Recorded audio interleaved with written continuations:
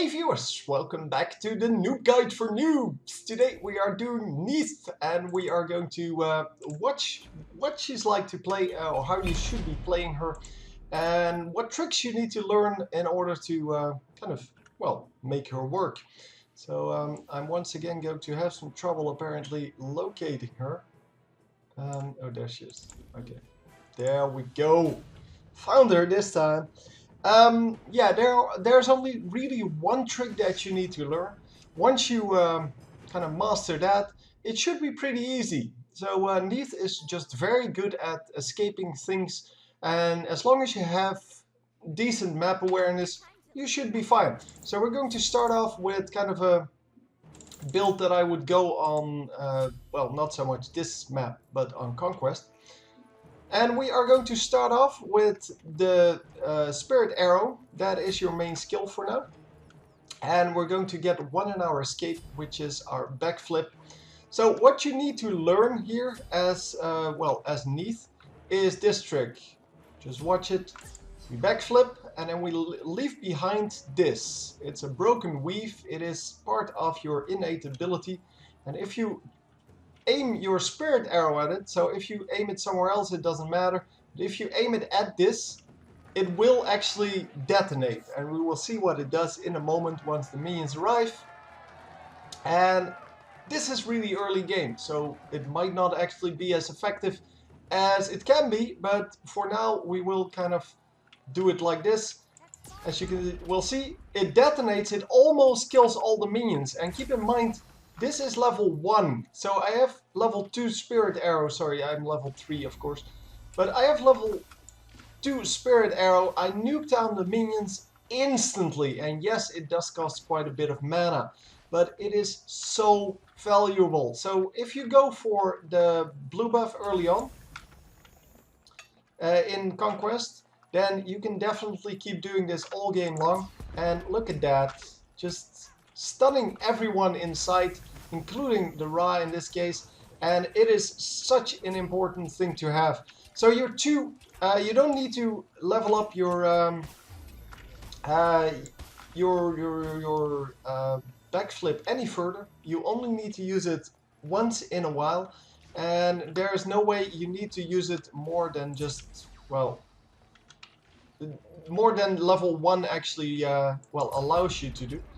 So that was not good, because everyone needs to be in that range, of course.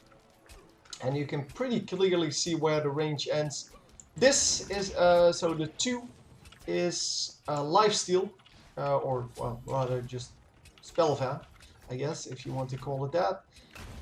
It is it gives you the ability to drain life from the minions, and it is just in general a very good thing to have. So once more, we will leave one of these, but as you can see, I'm out of mana, so please do keep that in mind, that you do need mana, and it's better to hit the Spirit Arrow than to hit the combo, because, well, the combo doesn't do anything unless you have the Spirit Arrow up.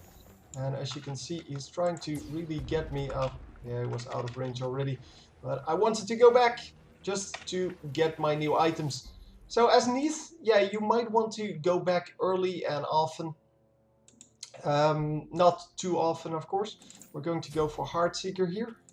No, there's no way I can afford the last one. But yeah, there's only one trick. Keep in mind that those weaves also give you a certain amount of extra lifesteal from your other ability. So yeah, you can use the weave to explode, but you can also use it to lifesteal, and that is just good in general. So if you backflip, you can immediately, from the place where you land, hit it. So you might want to consider that as well, because it is pretty good. And of course you need to be a little bit better at dodging those beams, because, well, it's Ra, man. It's very slow. Obviously, without sound, like I'm doing right now, it becomes a little bit worse or a little bit harder to dodge those things. So as you can see, I got a lot of health back there. That is because there were 2 weaves in that. And we're going to now use our ultimate here, hopefully. Oh, come on, stay in range. Stay in range. Can't see him. Ah! So bad. So normally I would be able to snipe that, of course, because there's no way he would be back in time. Because he started his recall after mine, and yeah, I didn't have mana to get my ultimate off because I spammed it a little bit too much. You don't want to nuke every wave with that combo, especially in the early game and especially if you don't have blue buff. But if you do have blue buff, yeah, it is a good investment because, well, it just nukes down the entire minion wave in one go, and that is pretty much all you could possibly want. So your ultimate, as you might have noticed, is, yeah, range across the field. You just need vision on someone. It is a decent amount of damage plus a stun, and that can come in very handy for these kind of situations where you might want to go for, well, just a kill. Yeah, oh, I leveled up the backflip. That was not really intended. You normally don't want to level up the backflip. As I said, level 1 is good enough. You don't need any higher levels than that. And going for more than one level is kind of a waste. So every time an opponent dies, it leaves behind a weave. Or broken weave, I should say. And you can use those broken weaves to do the same thing that you do with your backflip. So you can use them to detonate your spirit arrow. And that way you get the snare on everyone in the area, and you get an easy minion wave if it is there. You can also just stun your opponents with it, because that would actually be possible as well. So in this case we're going for Void Blade, I guess. No, let's go for Lifesteal. Assy. I'm going for Assy here. I don't know if it's the best choice for my playstyle.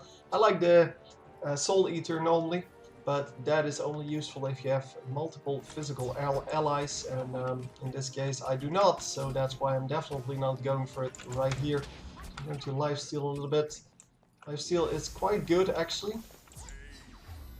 And we're going to leave behind the weave once again. The weave also the backflip also slows, so that is actually a pretty decent skill. And by now, of course, Ra can't really stand up to me, because, well, Ra is a bot and I'm a player.